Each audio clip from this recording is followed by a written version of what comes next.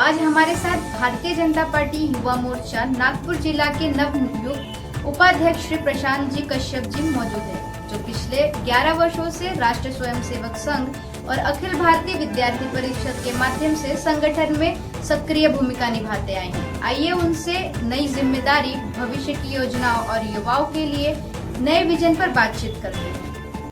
नमस्कार sir, welcome. नमस्ते प्राची, बहुत बहुत धन्यवाद प्राची। आज के इस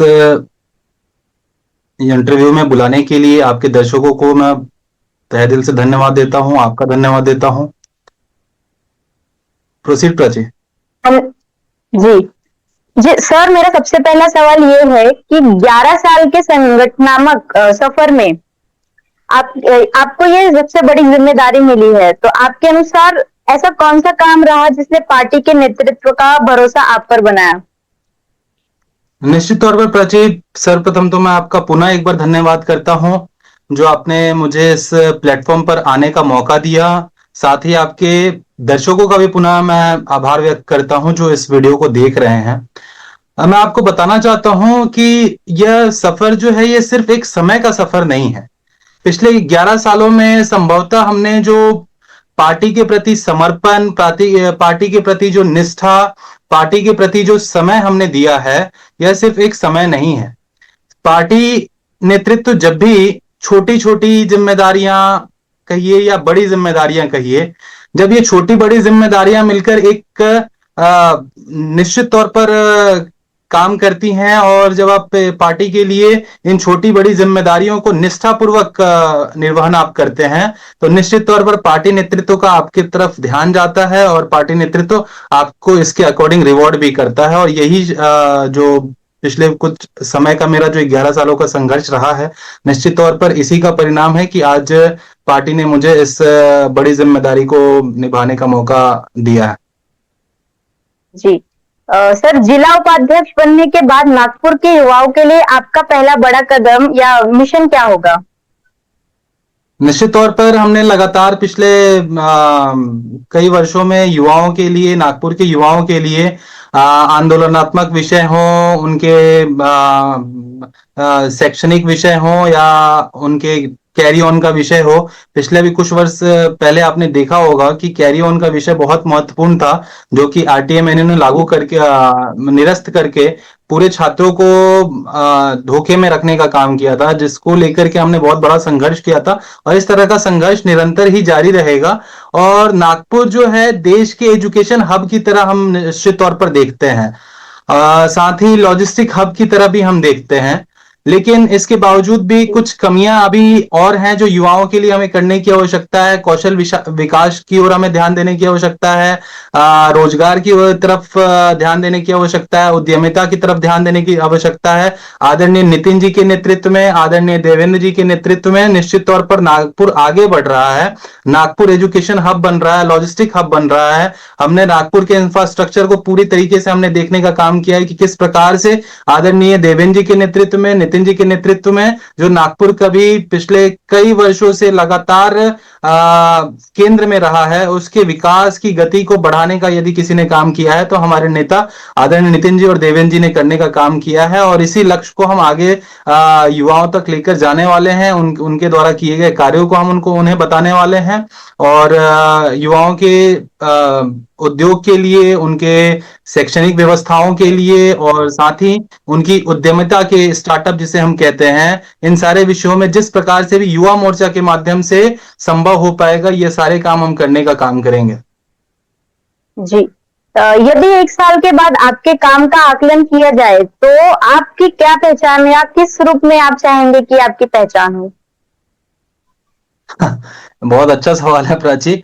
निश्चित तौर पर हर किसी को अपनी पहचान की आवश्यकता होती है और हर कोई अपने कार्यों को एक पहचान के रूप में देखना चाहता है, लेकिन मेरा थोड़ा इसमें सोचना अलग है। मेरी पहचान किसी पद से, किसी प्रतिष्ठा से नहीं है, क्योंकि पद हमारे लिए मायने नहीं रखते हैं। हम भारतीय जनता पार्टी के कार्यकर्ता हैं और हमारे लिए दायित्व होते हैं। तो इस पद को मैं पद के रूप में नहीं देखता हूं कि आने वाले समय में इसका आकलन किस प्रकार से किया जाएगा। हाँ, लेकिन निश्चित तौर पर आने वाले समय समय में युवाओं के आवाज के रूप में मुझे जाना जाए, युवाओं के संघर्षशील व्यक्तित्व के तौर पर मुझे जाना जाए, युवाओं के लिए लड़ने वाले नेता के तौर पर जाना जाए। यह मेरी अपनी एक आकांक्षा है, जिसके लिए मैं इस दायित्व का निर्वहन करूंगा और इस दायित्व को भरपूर इस्तेमाल करूंगा। जी। आज का युवा जो है वो राजनीति से दूरी बना रहा है, तो आप उसे भाजपा और राष्ट्रीय निर्माण से जोड़ने के लिए क्या करेंगे? निश्चित तौर पर यह भी बहुत अच्छा प्रश्न आपने पूछा है कि आज का युवा जो है वो राजनीति से दूरी बना रहा है, लेकिन इसके पीछे का जो कारण है इसे हमें समझना पड़ेगा। इसके पीछे जो कारण है वो कोई बहुत अत्यधिक दुर्भाग्यपूर्ण नहीं है, बस छोटी छोटी बातें हैं जो आज युवाओं को राजनीति से दूर करने का काम कर रही है। जो निगेटिविटी राजनीति को लेकर के फैला हुआ है, उस निगेटिविटी को निश्चित तौर पर पिछले कई वर्षों से लगातार भारतीय जनता पार्टी ने इस नैरेटिव को तोड़ने का काम किया है। आपने अभी पश्चिम बंगाल का चुनाव देखा है, आपने अभी असम का चुनाव देखा है, आपने अभी कुछ दिन पहले बंगाल और असम के चुनाव से पहले बिहार का चुनाव देखा है आपने। तो जिस प्रकार से पूरे देश में एक माहौल बन रहा है, उस माहौल का युवा भरपूर इस्तेमाल कर रहे हैं। युवा इस बात को समझ रहे हैं कि आने वाला जो समय है वो युवाओं का है, और युवाओं को राजनीति में यदि आना है तो निश्चित तौर पर भारतीय जनता पार्टी एक ऐसी पार्टी है जो निरंतर ही युवाओं को मौका देने का काम करती है। हमारे यहाँ जो दायित्व है वो आपके बैकग्राउंड को देखकर नहीं दी जाती है, आपके दायित्व आपके मेरिट के आधार पर दिए जाते हैं। इसका जीता जागता उदाहरण अभी अभी आपने हमारे राष्ट्रीय अध्यक्ष आदरणीय नितिन नवीन जी को देखा है। नितिन नवीन जी ने किस प्रकार से 45 वर्ष की उम्र में पार्टी ने उनके किए गए कार्यों का आकलन किया, उस आकलन के आधार पर आज उन्हें एक विधायक और एक प्रदेश से उठाकर राष्ट्रीय स्तर का नेता बनाने का यदि किसी ने काम किया है तो वह निश्चित तौर पर भारतीय जनता पार्टी ने किया है। वहीं दूसरी तरफ जिसे हम लगातार पिछले कई वर्षों से कांग्रेस जैसी पार्टी को देखते आ रहे हैं, उन्होंने अपने शहजादे को बिठा रखा है, कभी किसी युवाओं को मौका देने का काम वह नहीं करते हैं। निश्चित तौर पर उन्हें भी हमें भारतीय जनता पार्टी से सीख लेनी चाहिए और इस और कदम आगे बढ़ाना चाहिए। जी। नितिन गडकरी और देवेंद्र फडणवीस जी के नेतृत्व से आपने कौन सी बातें सीखी जिन्हें अपने कार्यकाल में लागू करेंगे आप? यह प्रश्न भी काफी अच्छा है। यथक परिश्रम, निर्णय क्षमता, ये तीन जो शब्द है आदरणीय नितिन जी के लिए बहुत ही सुटेबल हैं।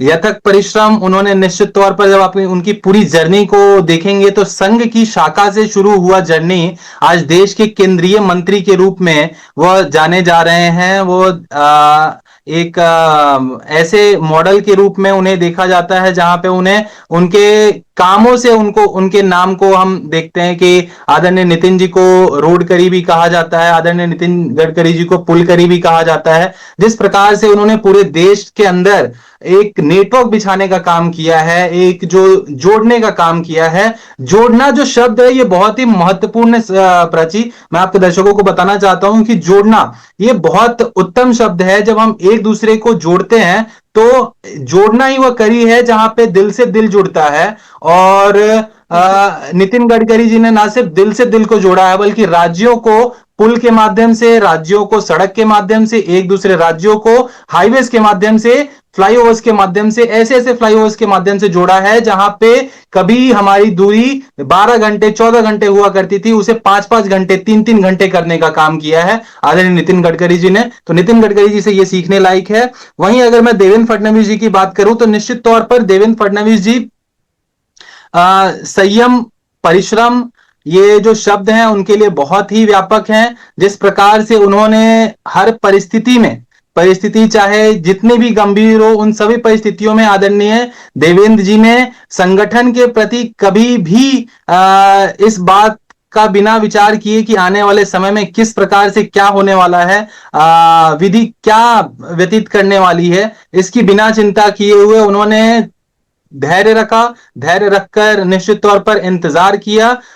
इंतजार कर हमने उनके पिछले जर्नी को हमने उनके देखने का काम किया है कि किस प्रकार से आदरणीय देवेंद्र फडणवीस जी को उप मुख्यमंत्री बनाया गया। इसके बावजूद भी पार्टी के आदेश को उन्होंने मानते हुए उप मुख्यमंत्री का पद बाहर कोई बहुत ही शालीनता पूर्वक इस बात को समझते हुए कि महाराष्ट्र की जनता का भला करना है, महाराष्ट्र की जनता के लिए हमें काम करना है, तो पद और गरिमा जो आप हमने बार बार जिस शब्द का हम इस्तेमाल कर रहे हैं पद, तो यदि पद की बात होती तो आदरणीय देवेंद्र फडणवीस जी ने भी सोचा होता कि मैं एक मुख्यमंत्री होते हुए अब उप मुख्यमंत्री का दायित्व तो कैसे लूं।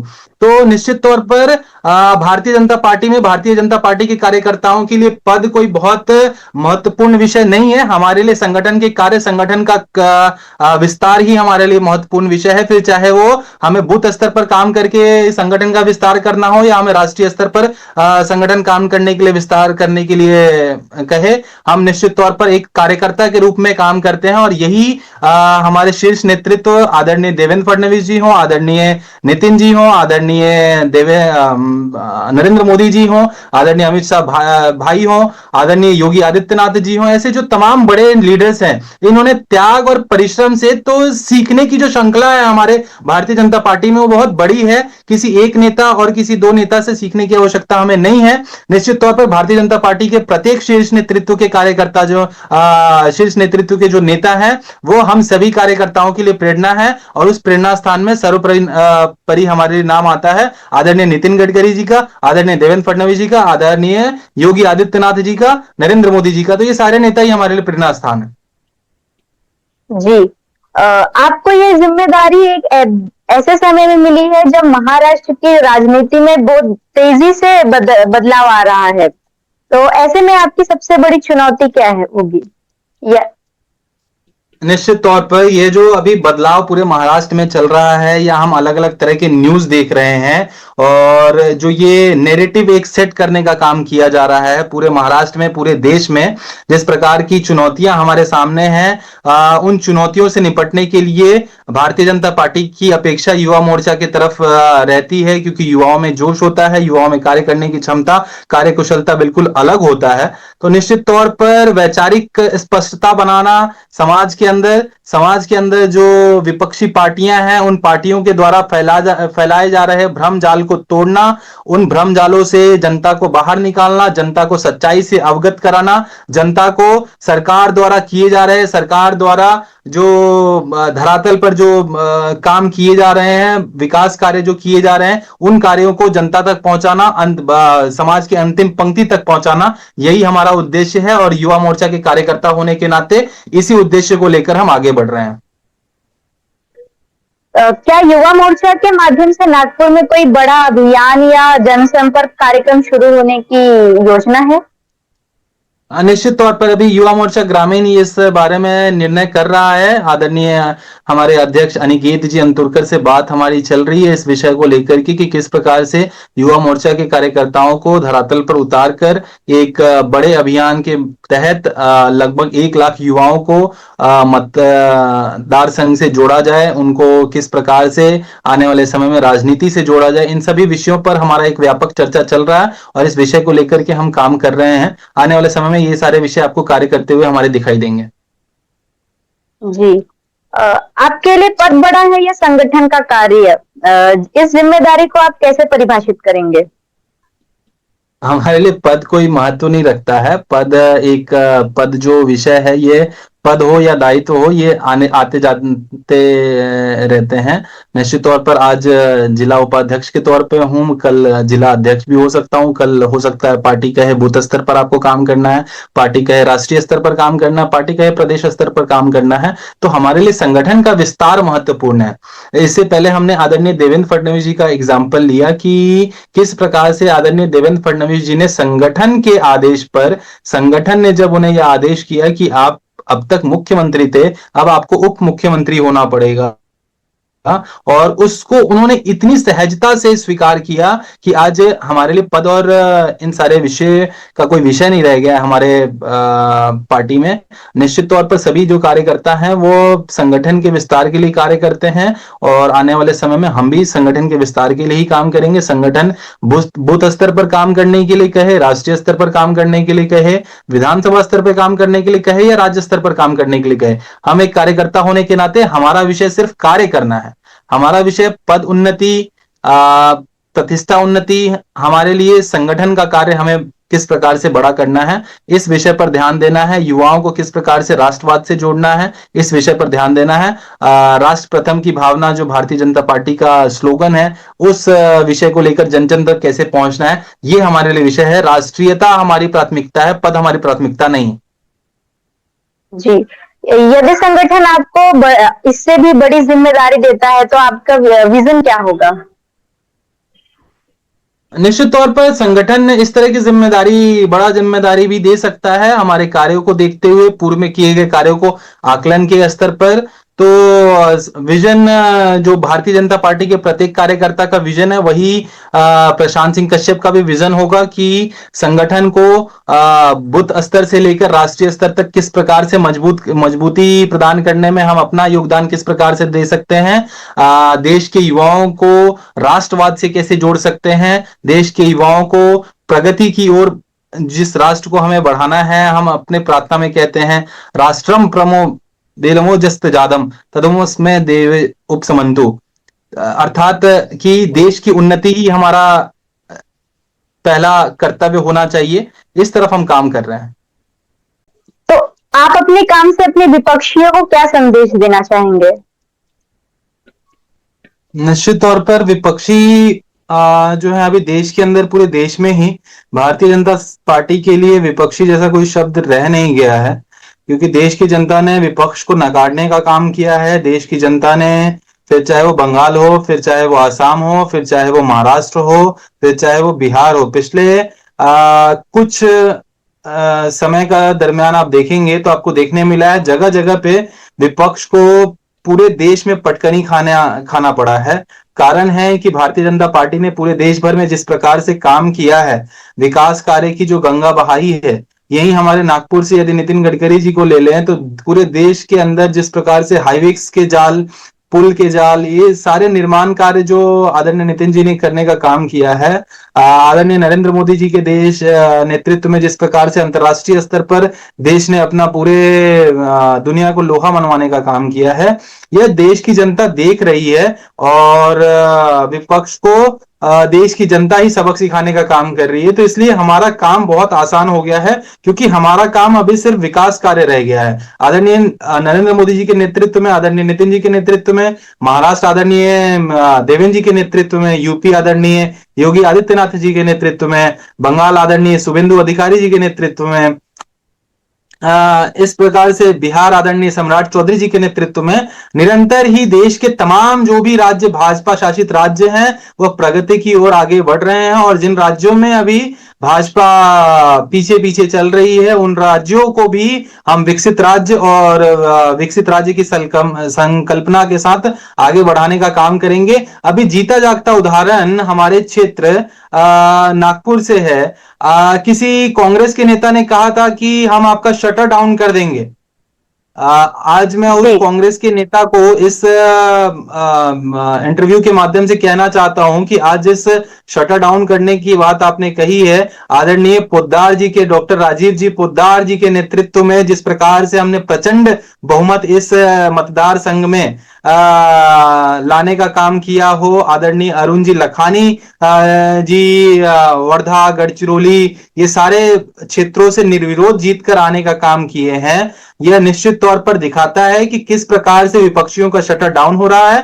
लेकिन इसके बावजूद भी चुनौतियां हमारे लिए है। चुनौतियां हमारे लिए विपक्ष नहीं है, चुनौतियां हमारे लिए विकास कार्य है, चुनौतियां हमारे लिए महंगाई को रोकना है, चुनौतियां हमारे लिए देश के युवाओं को रोजगार देना है, चुनौतियां हमारे लिए देश के बॉर्डर पर खड़े जो सैनिक हैं, जिस प्रकार से वो सैनिक हमारे लिए आत्म शहीद करते हैं, उन शहीदों की बलिदानी परंपरा को याद रखने का संघर्ष हमारे लिए है। तो निश्चित तौर पर ये सारे संघर्ष हमारे लिए है, लेकिन विपक्ष को हम संघर्ष के रूप में अभी नहीं देखते हैं। एक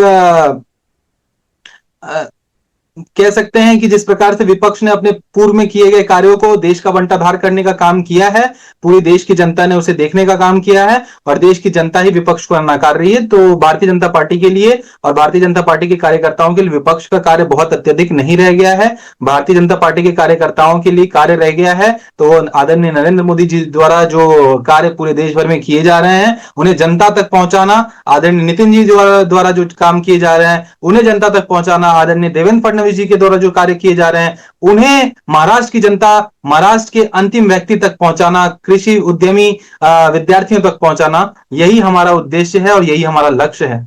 धन्यवाद जी। तो सर, नागपुर की जनता और भाजपा कार्यकर्ताओं से आपका ऐसा कौन सा वादा है जिसे आप हर हाल में पूरा करना चाहेंगे? देखिए, युवा कार्यकर्ता होने के नाते युवाओं की अपेक्षा है और निश्चित तौर पर यूनिवर्सिटीज के माध्यम से अलग अलग समय पे जिस प्रकार से छात्रों को दिक्कतें जाती हैं, जिस प्रकार से युवाओं को रोजगार के लिए दिक्कत जा रहा है, जिस प्रकार से युवाओं को रोजगार के सुनहरे अवसर नहीं मिल रहे हैं, तो ये सारी चुनौतियों को हम अपने साथ अभी देख रहे हैं युवा मोर्चा के कार्यकर्ता होने के नाते। और युवाओं के रोजगार के ऊपर, युवाओं के खेल कूद की व्यवस्था और सुनिश्चित कैसे की जाए, ग्रामीण क्षेत्रों में खेल कूद की उचित व्यवस्था, मेट्रोपॉलिटन सिटीज में तो काफी सारे प्लेग्राउंड्स होते हैं, मेट्रोपॉलिटन सिटीज में काफी सारे ऐसी सुविधाएं होती हैं जहां पे बच्चों को उतनी असुविधाएं नहीं होती है जितनी कि ग्रामीण के बच्चों को होती है। तो निश्चित तौर पर ग्रामीण के बच्चों के लिए उस तरह की मेट्रोपॉलिटन सिटीज की जैसी व्यवस्थाएं हम कैसी खड़ी करा सकें, इसके लिए आदरणीय देवेंद्र जी से, आदरणीय नितिन जी से निश्चित तौर पर युवा मोर्चा आग्रह करेगा और युवा मोर्चा भारतीय जनता पार्टी के इन सारे कार्यों को कराने में सहयोग करेगा। यही हमारा अभी फिलहाल लक्ष्य है। जी, धन्यवाद आपका कीमती समय देने के लिए। बहुत बहुत धन्यवाद, आपके दर्शकों का भी धन्यवाद। Thank you Prachi.